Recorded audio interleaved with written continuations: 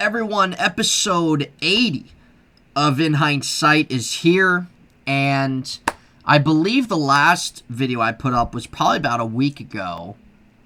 I know I was talking about Kenny Pickett, or I was talking about something related to him and the Steelers.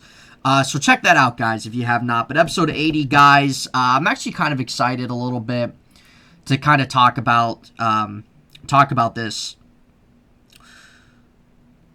Don't really want to go too long here because then it's just going to be too repetitive. But I wanted to come on here and kind of give my thoughts on Andrew McCutchen coming back to the Pirates. Last Pirate video I had was maybe about a month and a half ago, a couple months ago, where I was kind of talking about what they've done in free agency, some Brian Reynolds trade rumors, and that was it. That's really all that was worth talking about when it came to them. But with this, McCutchen signed with them sometime, when was it? It was, I think, toward the end of last week is when he signed. But Friday night, tonight, as I'm recording this, he and the Pirates had a press conference, and I was listening to it, and there's a couple things I took away, which I'll get into. But you guys who are all in here watching the show, thank you all for your support, guys. For those who are new, welcome to the channel. I try to put my content out as best as I can. And what I like to talk about on here, I like to just talk sports, man. I like to talk about whether it's teams that are my favorite that I like to talk about, or whether if it's anything else going around the leagues, baseball, football, basketball, college, basketball, anything that's I find really kind of worth maybe taking time out to talk about. I like to put that on here. So, and what I like to do and want to do eventually is this channel can keep growing. I want to really get all my listeners acclimated into the channel, and not just where I'm telling them to write themselves in the comment section, but like where I can kind of maybe go live on a more consistent, get them implemented, or have people maybe submit stuff, or even get people on the show, like a call-in type thing. That's always kind of been a goal on my personal channel here that I've wanted to do, but it's going to continue to take time to do it. It is what it is. But wanting to quickly talk about here with Andrew McCutchen coming back, man. I remember last year, even myself included, I wanted to see McCutchen come back. Last year, he signed a one-year deal with the Milwaukee Brewers, man, but just kind of want to talk about what it means with him coming back, kind of certain things he said today, and kind of maybe about the team, where the team sits right now, what this kind of means for this season and moving forward. And actually, I have my Pirate jersey on. I didn't put it on simply for this video. I actually wore it today. It's actually my McCutchen jersey that I brought out. Haven't had on in 5 years, or however long it's been, 4 years. But still, and I cannot wait till I get a new camera for my podcast, because this is what it does. So give me 1 second here. Give me 1 second. Oh my God, this is just lasting. Oh my Lord, I cannot wait till I get a new camera for this podcast, guys. Yep. Okay. Well, this is what it's gonna do. Thank you. It's about time. My God, it just loses focus randomly, and I don't know why. I'm not freaking moving all around the place and everything like that. It just always freaking loses focus. So I cannot wait till I actually upgrade my freaking camera here. Which it's a decent camera to get the job done. But my God, it's so freaking annoying. So you guys saw my little rant here. But nonetheless, guys, let's get into it here. It will probably start losing focus again. It usually does at least once or twice when I record. But I cannot wait till I get a new camera. But still, with Andrew McCutchen come back, I remember that myself and fans included, we wanted to really see him come back last year. And I don't really think the Pirates, I don't think they even called him or anything. And so he signed a one-year deal with the Brewers. And it's just been weird. Ever since McCutchen got traded from the Pirates in 2018 to the Giants, seeing him in multiple different uniforms has just been so weird, man. With the Giants, and then he was traded to the Yankees, and then he was with the Phillies, and then Milwaukee last year. But when the report came out that Andrew McCutchen was coming back to the Pirates, it was pretty awesome. It really was. And I think it got all of us who are still fans of the Pirates, and those who kind of left, like, I don't think that they're not fans of the team. They're just fed up, and myself included. And I've been on thin ice with them recently as well. Like, after the McCutchen trade, it really kind of got me down, and in terms of the direction the organization's going, and then really what they've been doing the last few years. I do like what they've been doing in the sense of the type of talent they've been bringing in, but there's still things that are left to be desired that are just always going to be there. But I've been on thin ice myself, but still, nonetheless, seeing McCutchen come back and when he signed, it gave me a renewed excitement for this year. Because really going into this season, I was not really even excited for this season. And especially when the news with Brian Reynolds came out that he requested a trade, the lack of things the Pirates did this offseason, which, and what I mean by the lack of things that they've done, there's more they could have did. There's more they could have did. They traded for G-Man Choi. They brought in Carlos Santana to be a first base duo / a DH thing. I'm fine with that. I actually did like that. There's a certain reliever they brought in I liked. They signed Rich Hill, 43-year-old starting pitcher who was okay with the Red Sox and stuff like that. And okay, I mean, it's a one-year thing. It's whatever. They probably will flip him at the deadline. I just wanted to see this year. I wanted them to bring somebody in that was going to make an immediate impact in the starting lineup and somebody to really bolster the rotation. And they didn't do that. They brought in Choi and Santana, who I like and I'm fine with, and that's definitely an upgrade. But there were still things left to be desired. And when you look at the team right now, they have some good young talent here. They have Brian Reynolds, who is only 26 years old or so, and he requested a trade. I don't blame him because they just won't pay anybody. O'Neal Cruz at shortstop, who has a very, very high ceiling and can really be one of the best players in the league, I think. You got Brian Hayes there at third base, and then you traded for Choi, Santana. They signed Austin Hedges in free agency, defensive catcher, okay, whatever. Rodolfo Castro's projected to start at second base, and he had a pretty nice second half of the season last year. Sawinski, obviously bringing McCutchen in, and then whatever they do with the other outfield position, I really don't know.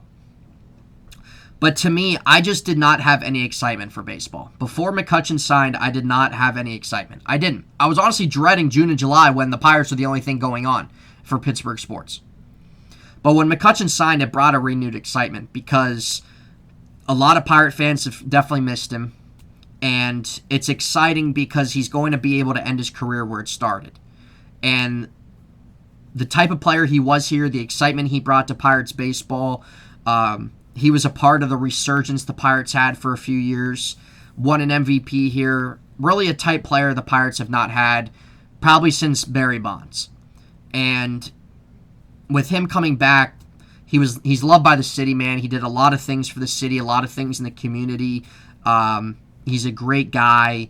And he just brought so many things to this franchise, man. He brought excitement. He brought a winning type atmosphere to this organization, man. MVP, multiple-time All-Star, and it was a type player the Pirates have not had in a really, really long time. And when that news broke, I was just really excited because he was my favorite player when he was here.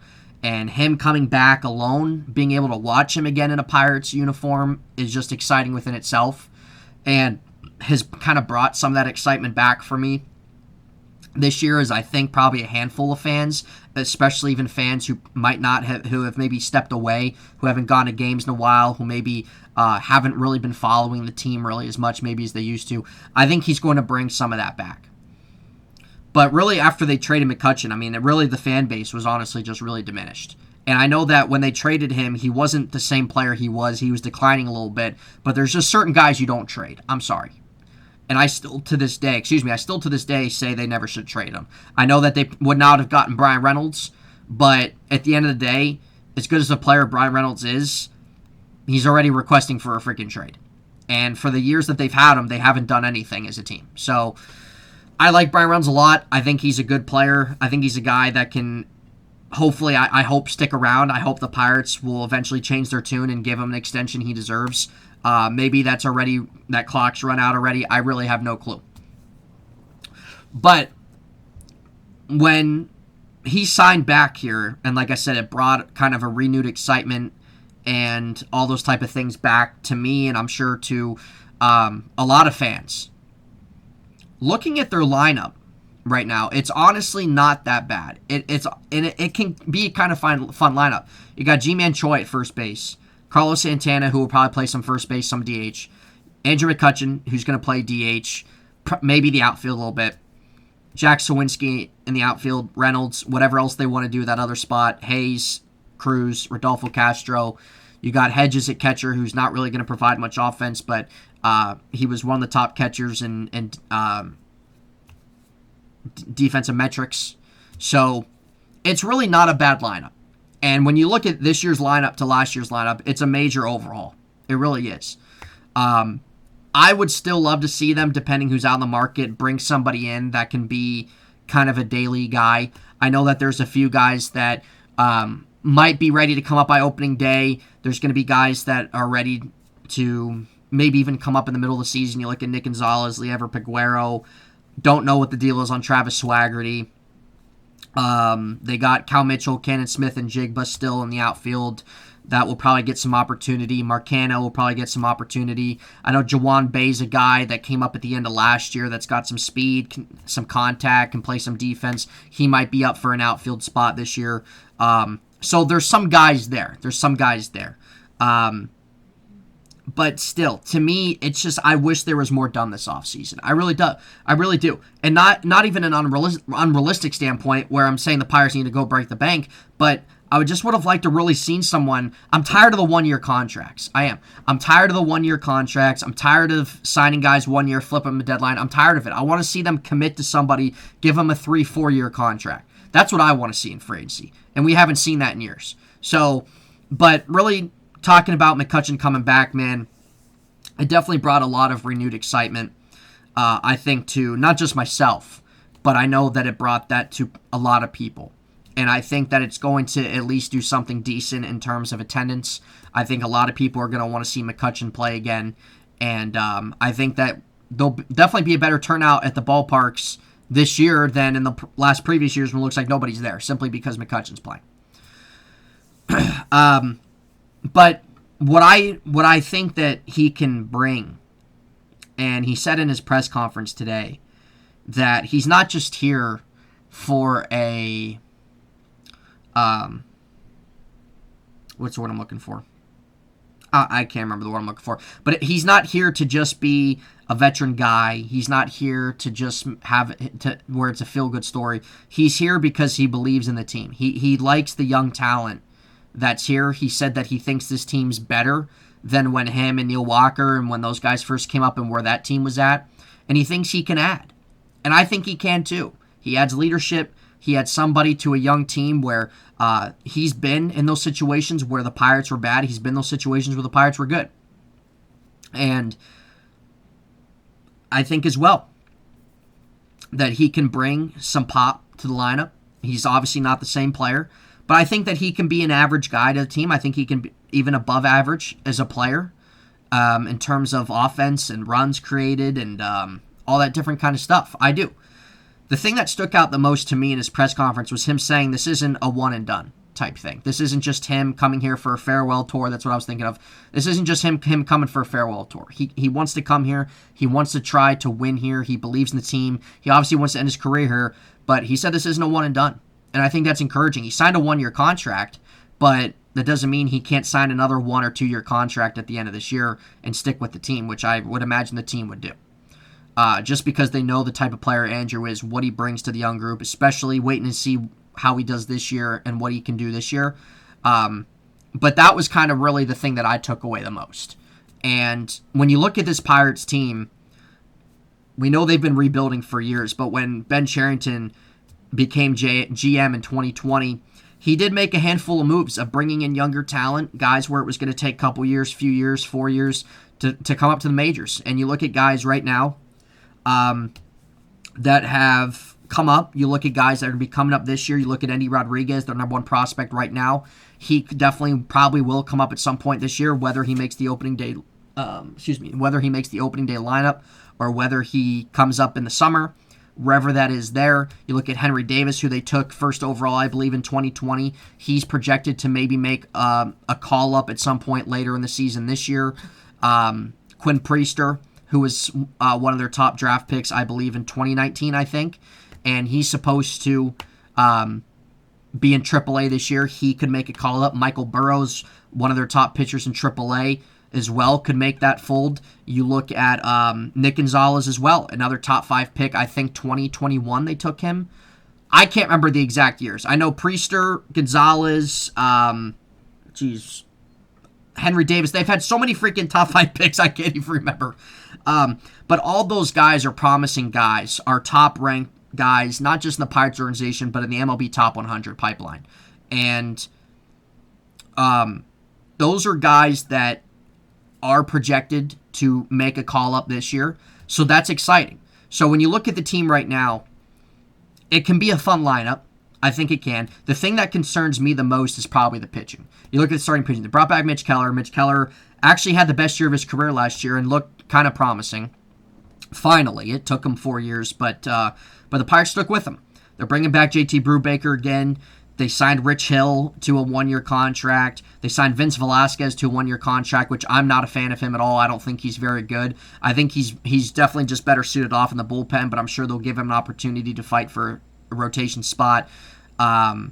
There's Luis Ortiz, who made his debut last year, who's a high-end guy, one of their high-end pitchers in AAA as well.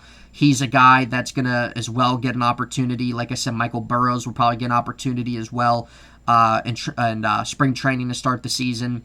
I would just like to see them. I got to look back and see what pitchers left on the market. I don't really think there's much, to be honest. But that's what I mean. I wanted to see somebody else kind of be a guy. Then you have Roansy Contreras, who's, in my opinion, probably their best pitcher, and he's a guy that can be a 1-2 type guy in a rotation. So that's great within itself. But still, there's uncertainty there. Brubaker is a guy that's very inconsistent as a starter. Mitch Keller, okay, he had a pretty good year overall last year, but still, can he transition into continuing to go up, right? We don't know. Rich Hill, 42, 43-year-old starting pitcher. Vince Velasquez, not very good. And then you have a couple guys in AAA that are going to battle out. So I just would have liked to seen another piece added. They didn't. Maybe they still will. I don't know. But I would have liked to seen that. You look at the bullpen, you got David Bednar, Dwayne Underwood's back, Will Crow's there, Colin Holderman, who they got in the Mets trade last year for Vogelbach, is going to be there. There's guys that are in AAA that are obviously going to fight for opportunities. They signed this guy Hernandez and another lefty. I believe he was on the Giants. Highland, whatever his last name was, I can't remember. But he had a pretty good year, so I think that was a good signing. But still, like it's a bullpen as well that I think that there could have been another move or two there. We'll see what happens. But look, if this Pirates team, if they can find themselves maybe winning over 70, 75 games, I think that's a good thing. I think that is. This Pirates team isn't going to compete in the NL Central this year. This Pirates team isn't ready for that. They don't quite have the pitching ready for that. Like I said, I think they have a fun lineup. I think it's a lineup that can be, as long as, if Brian Reynolds stays, I think that it's a lineup that can be interesting. I think it's a lineup that can maybe be more top half than bottom half. And we'll have to see how that happens. But hey, if they can find themselves winning around 70 to 75 ball games this year, I think that's a good thing. Because 2023, I always looked at as another transition year. Because Cherington and other people in management have said 2024 is that type of year they like to look at as getting back into competition. Well, that's a year away. So you got this year to try to win games the best you can. You're going to have guys come up this year again. You have guys that are here now that can be a part of your team moving forward, aside from kind of the cornerstone guys, Cruz, Reynolds, see what happens there, Hayes, Contreras. So going into 2024, that's what I'm saying. If they can find themselves improving off last year, maybe winning 15, 20 more games than they did last year, then great. I think really that's something that you'll take. And then going into 2024, finally open the wallet a little bit. Not being unrealistic where you got to spend $100 million, but open the wallet a little bit and bring some veteran guys, maybe bring a couple pieces that you can have as everyday guys to strengthen that, to add on to the youth that you have there and make a run, make a push. But my thing at the end of the day is that these young guys that they have with Cruz, you obviously see the thing with Brian Reynolds. You look at, I know they locked down Hayes, but Contreras will probably be a guy, and even some other upcoming guys, Henry Davis or Endy Gonzalez or however, Termarr Johnson, who's the number 1 ranked second baseman in baseball right now in terms of a prospect.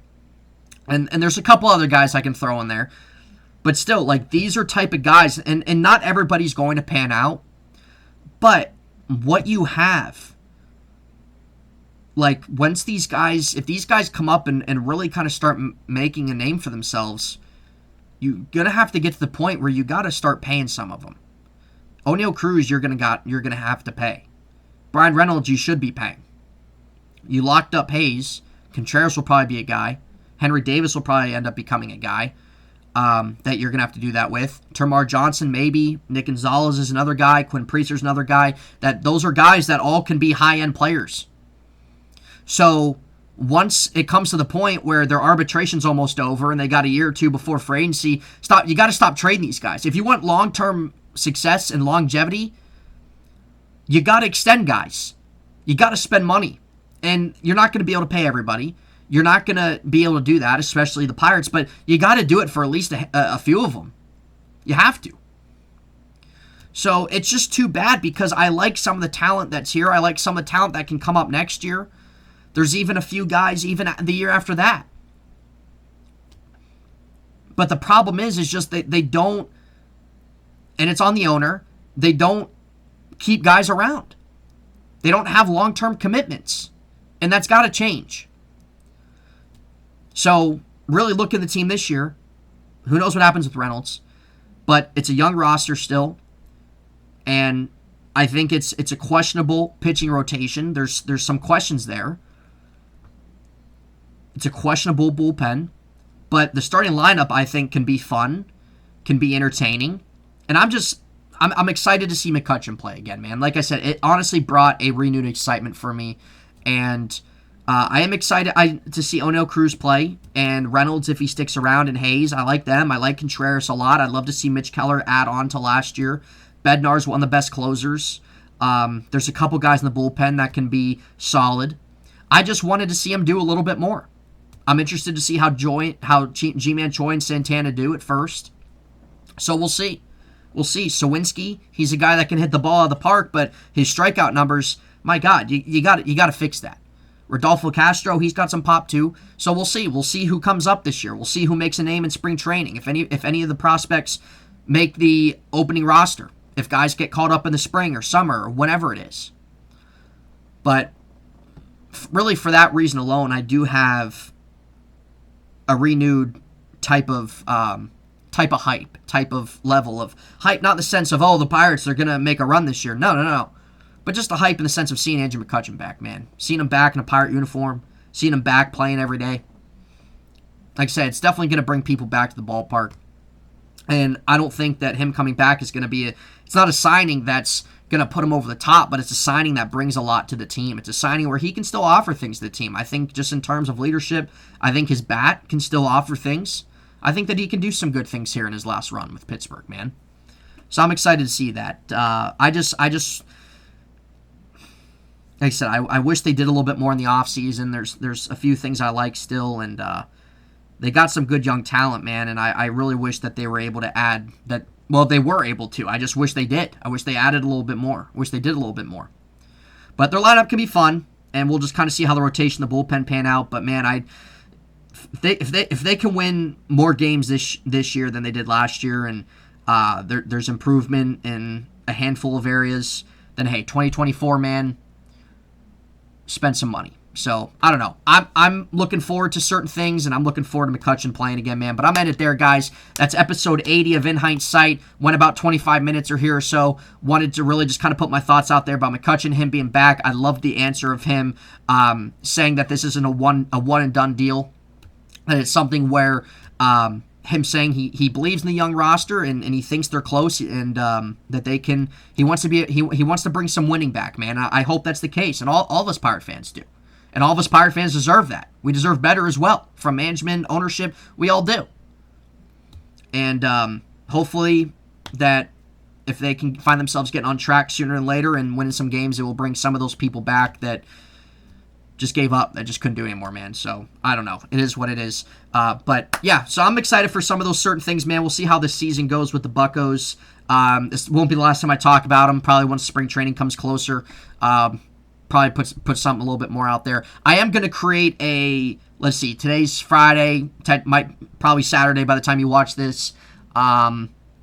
Not going to put anything out this weekend, but going into next week, if there's any news with the NFL coming out of the playoffs or anything with the Steelers, I'll be putting that out there. And the WWE Royal Rumble, if you're a wrestling fan, that's going to be, I think it's the 28th. I think that's a Saturday. I believe it's on Saturday. That's what they've been doing. So I am actually going to put my very first WWE video out. And the reason why is because, look, I was a wrestling fan my whole life. And went away from it for a little while just because I just hated the direction that they were going, and that was kind of like in the early 2010s, mid 2010s a little bit there, and then I started to miss it, man. I started to miss it, and just kind of got back into it, or not just got back into it, but I'd say probably around 2016, kind of really got back into it fully. And then I had to step away. I couldn't do it anymore with Raw and SmackDown. That was probably around 2018, 2019, around there. And then I would just kind of see some things here or there and maybe watch some big shows depending on what was going on. That was about it. I just couldn't do it. And then we see what happened over the summer. Vince left. That was the best decision ever happened. Triple H took over. He's been doing a lot of good things, and still haven't really gotten quite to the point of getting back into Raw and SmackDown in the sense of watching them weekly, but definitely more in tune in the sense of what's going on. And it's just one of those things, guys, I'm sure you have, where something that you used to love growing up or when you were a kid, and then it's just not the same.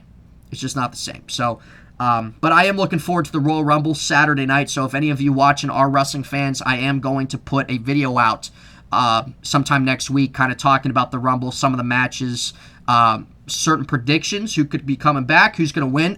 Cody Rhodes, please. But still, I'll be putting that out, guys. If you are into that, just a little heads up. And I'm excited. Royal Rumble's my favorite, has always been my favorite wrestling event, and for WWE. So I'm excited to kind of put my first video out regarding that. And but yeah, it's like I want to get back into watching it weekly, man, because it's one of those things that I loved growing up. I loved for a long time, and I'll always be a fan of pro wrestling just itself alone. But I want to be able to watch Raw and SmackDown weekly again, man. And Triple H has been doing a lot of really good things since he took over, doing that. And I just still haven't really gotten to the point yet of doing that on a weekly basis and things like that. But definitely paying attention a lot more, even though I'm not really, or wasn't really quite watching it weekly or the full 2-3 hours or whatever.